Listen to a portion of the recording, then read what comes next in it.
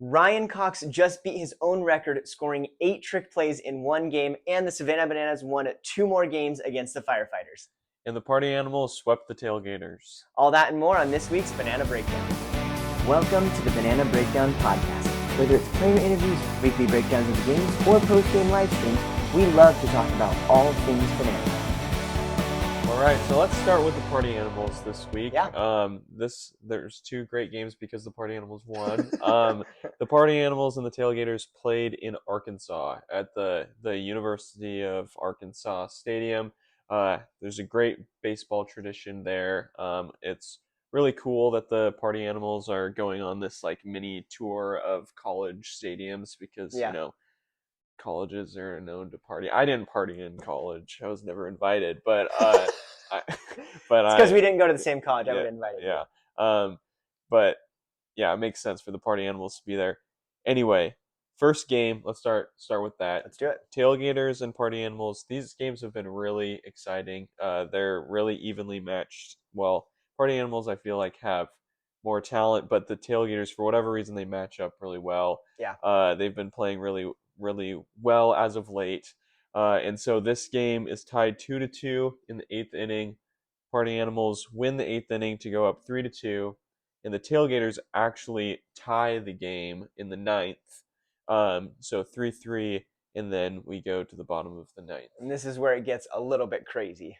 So Brett Carson's on the mound. Shout out to him. We have an incredible podcast with his story. But he's on the mound against the party animals, which is concerning for the party animals with how good Brett Carson is on the mound.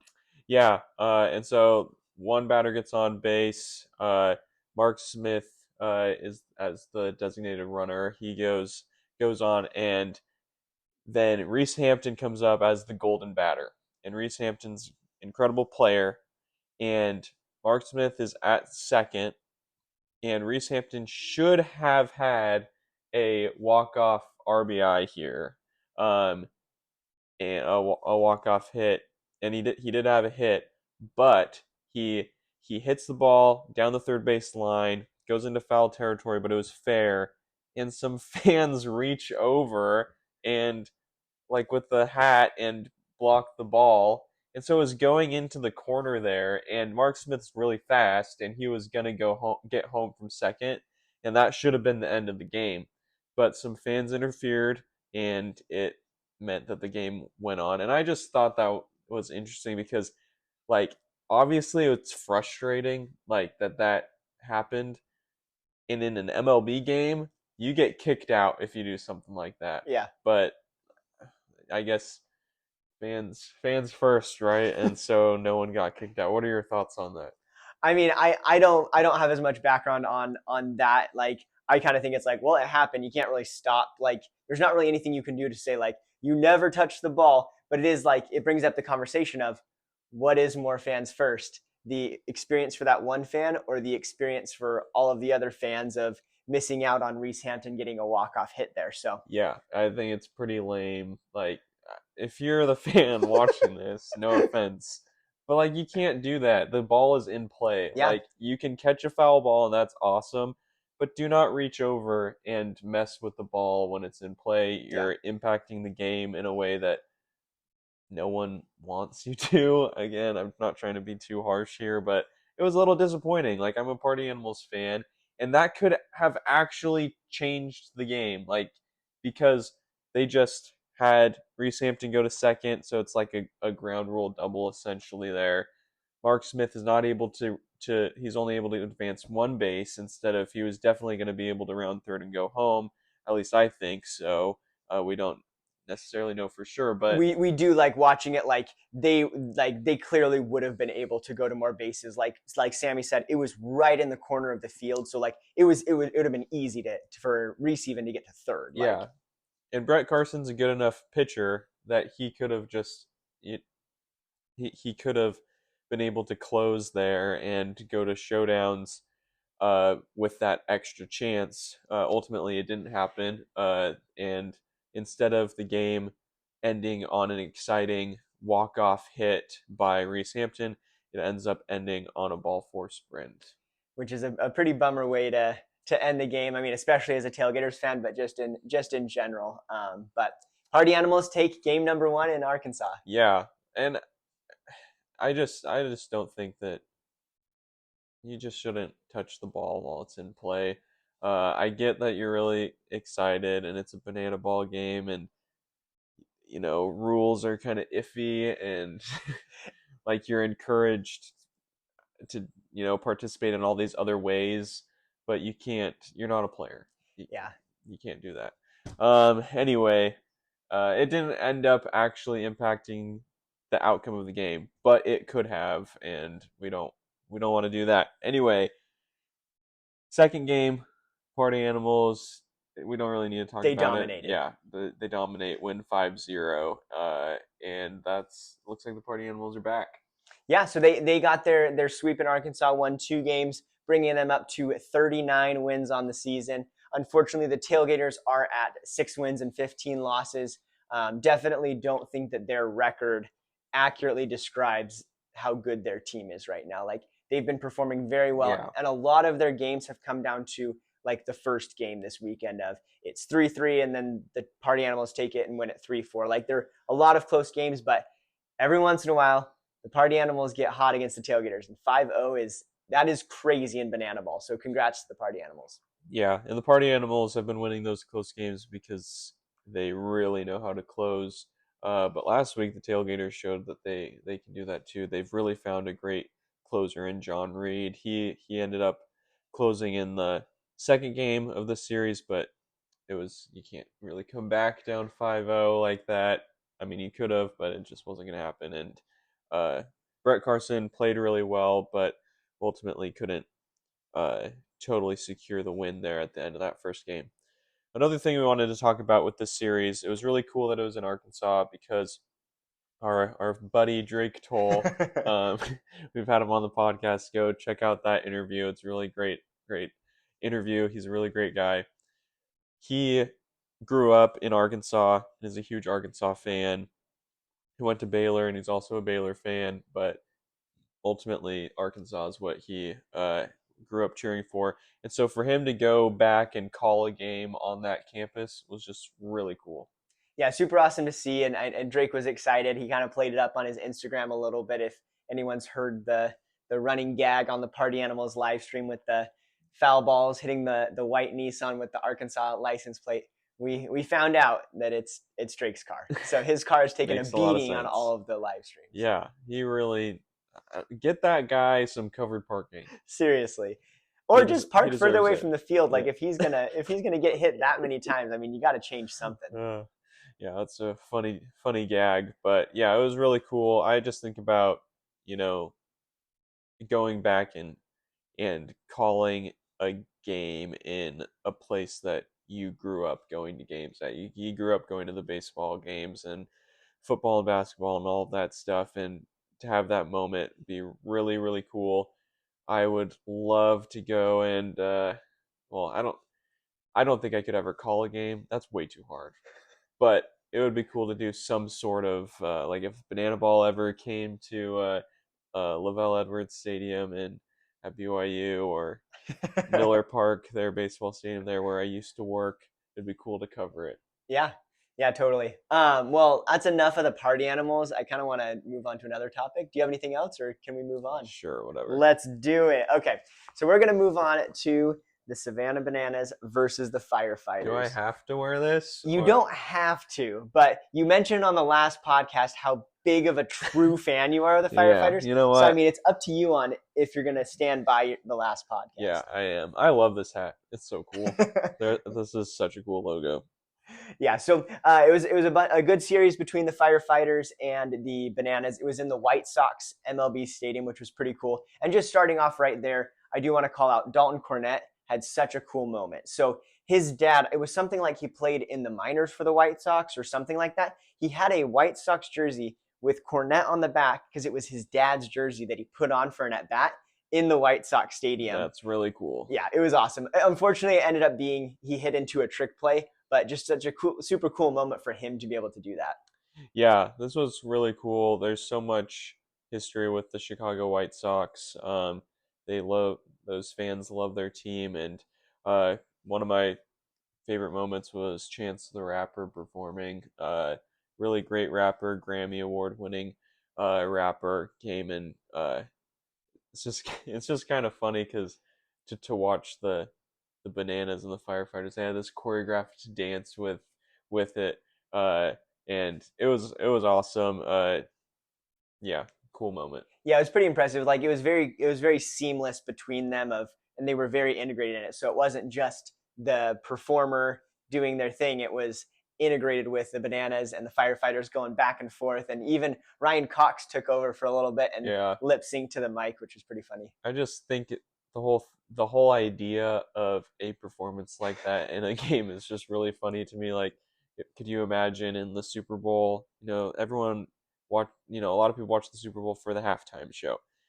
Could you imagine if instead of the teams in the locker room making adjustments for the second half of the game, they had to come out and do a dance together with the artist, and they had to have practiced for together. together for this, and but they're competing against each other. The whole thing is just really funny, and it goes back to Jesse Cole's whatever. I'm gonna butcher the quote. Whatever is expected, do the opposite. Is that right? That's close enough. Close enough. You get the idea. You would not expect two rival teams to dance together, but banana ball, that's what happens. Yeah, so super cool to see how all that went down. Another cool moment that we want to talk about. I want to say something. I just thought of this right now. Thinking about dancing. Comment in on this video if you want me and Brandon to do a dance. Are you sure you want to throw that out there, Sammy? Yeah. Okay, I guess, yeah. I'm roping you into this. Okay, comment. We will do I a guess. dance to a song that you comment. Great. Maybe. No promises, but I just want to see what people think that we can dance to. I got to get better at dancing. Yeah, I mean, we did start. We have a TikTok and an Instagram. Yeah, so the only way to grow on those is to do these dances. That's how everyone else grows. So, yeah, comment what song we should do a dance to. Wow, really throwing us out there. So one of the things I wanted to talk about with the Bananas game this weekend was Coach RAC. So Coach RAC comes up to the plate and just smacks a home run. And if you are following him on Instagram, you probably saw the video. He has the video feed from Joe Lido, who is the catcher, and it is the coolest thing. Like, it literally looks like a video game. And you just see him hit the home run, and then Joe Lido walk back to the dugout because it was a walk-off. But super cool moment. And over the broadcast, they announced that was his 9th home run of the season, which is the most that RAC has ever done in Banana Ball. This is his 2nd season. And why that's so big is last year in his rookie year, he broke the record for the most home runs for a rookie ever in Banana Ball. He had 8 last year, and he got 9 this year. So he's been doing really well with all of that, especially with the slump that he went through, where he had like probably like 15 or 20 at bats where he was struggling, but the last 3 weeks he's at 2 home runs, so he's back. Yeah, RAC is back. Yeah, really good to see that. He's an incredible player. All players go through slumps, and it's good to see him coming out of it. Yeah, so really, really exciting to see that. And with that, I think we'll move into the Bananalytics section of the podcast.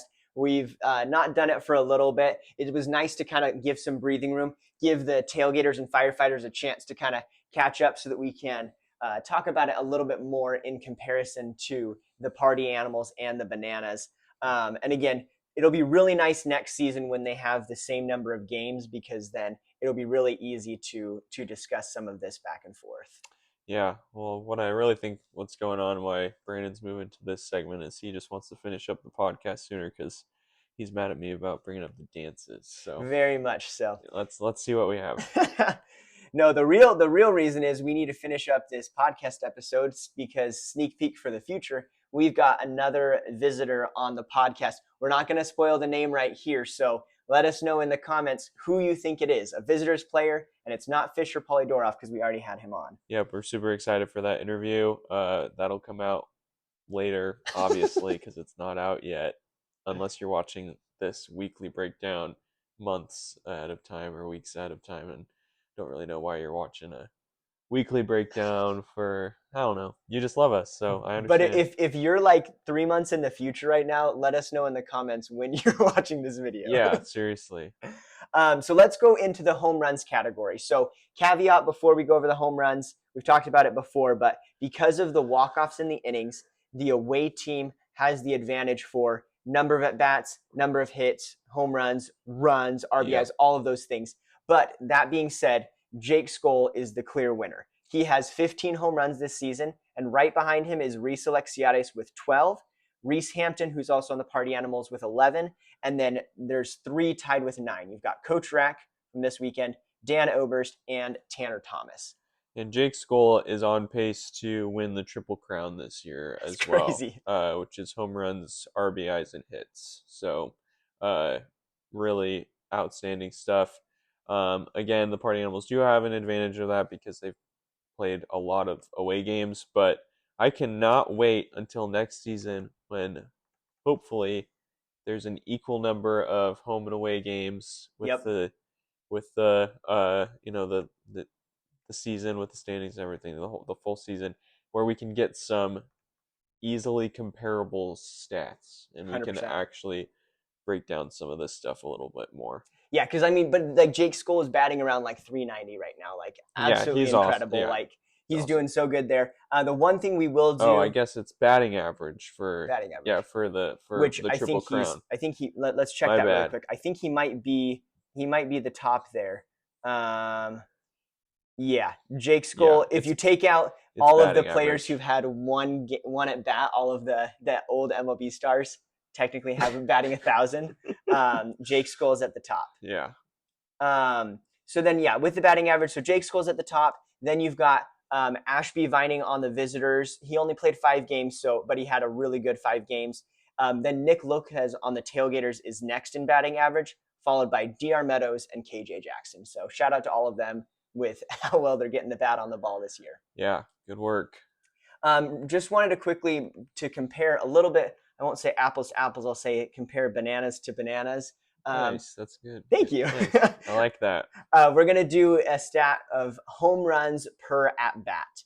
And that will kind of just make the comparison a little bit easier between the discrepancy there. So if we do that, the top players up here are visitors. Again, they had really good at-bats, but can't really compare that too much to them. Yeah, it's a really small sample size. So we'll break it down to the players who are in Banana Ball for the long term. So Reese Alexiades actually comes at the top. He's hit a home run in 7.5% of at bats. So he's hitting a lot of home runs, and basically what that means is, in theory, if they bat the same next year, Reese Alexiades would probably be above Jake Skoll just because he's had less at bats. Like, to explain that there, Jake Skoll's had 220 at bats, and Reese has had about 160.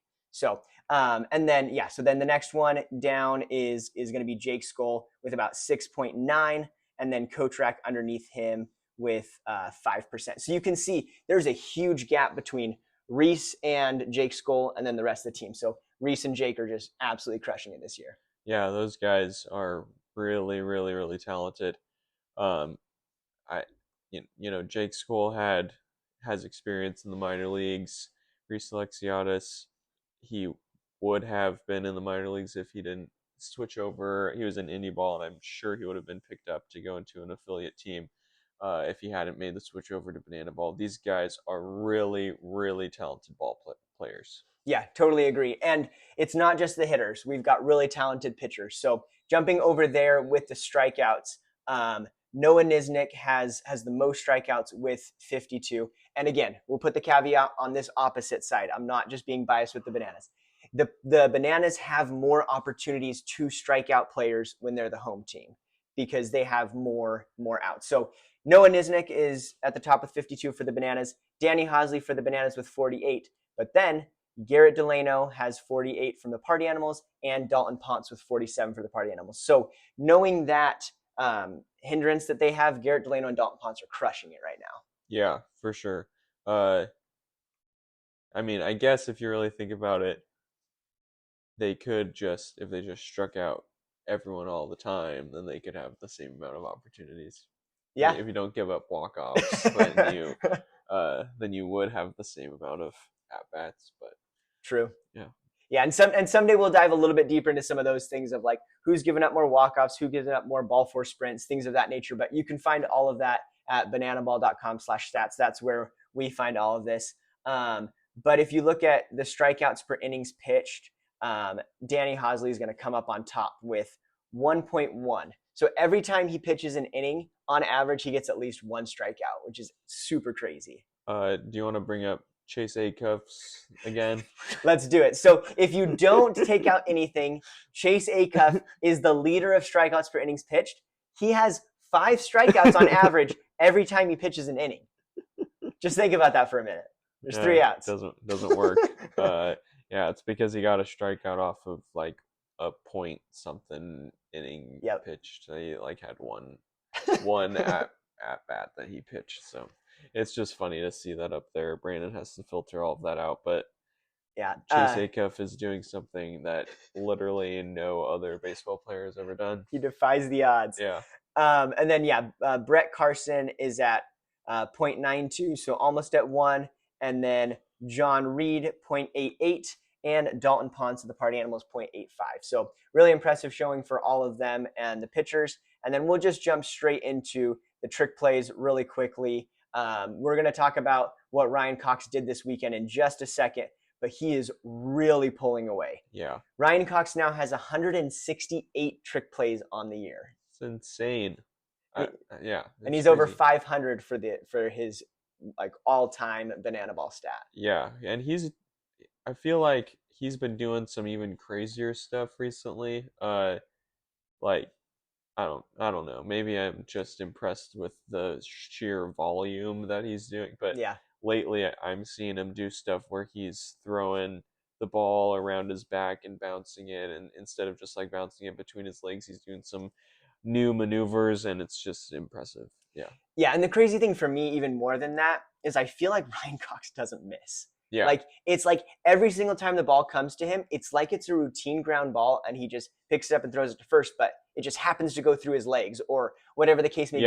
And I'm also shocked at how close it is. Like, there's so many times in regular baseball where you throw it to first and they're clearly out because they're just picking it up and throwing it. But because he's going between the legs, like, it is like inches every single time, and he just continues to get him out. Super crazy. And he does. That's a great point.